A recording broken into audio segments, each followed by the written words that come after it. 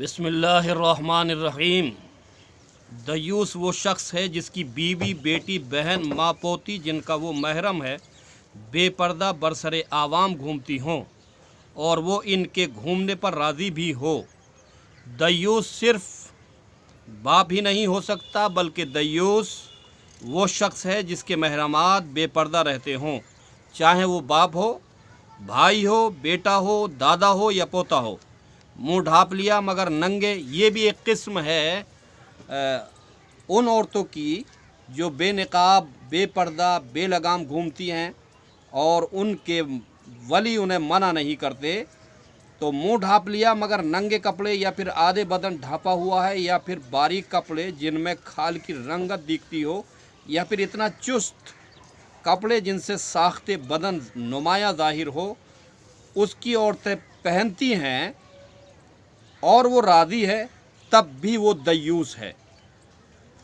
या फिर शलवार सूट पहन लिया मगर हाफ आस्तीन, हाफ दामन जो इतना छोटा और ऊंचा दामन है जिससे शलवार की रुमाली तक दिखाई देती हो, या वो पैंट शर्ट जिससे निस्वानी आज़ा अलग अलग साफ ज़ाहिर होते हों।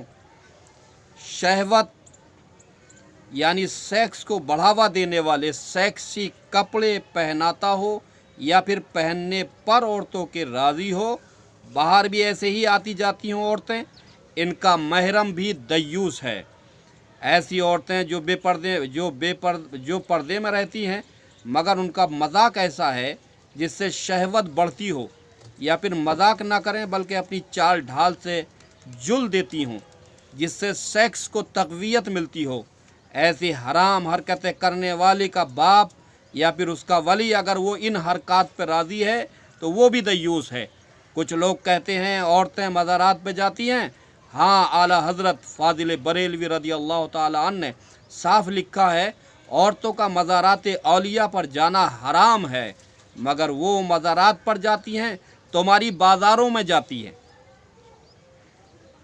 और बेपर्दा जाती हैं। बाज़ारों में नहीं बल्कि स्कूल, कॉलेज, मदरसा, यहाँ जाना भी बड़ी बात है। शादी ब्याह या रंज या खुशी की महफिल में जाना भी बड़ी बात है।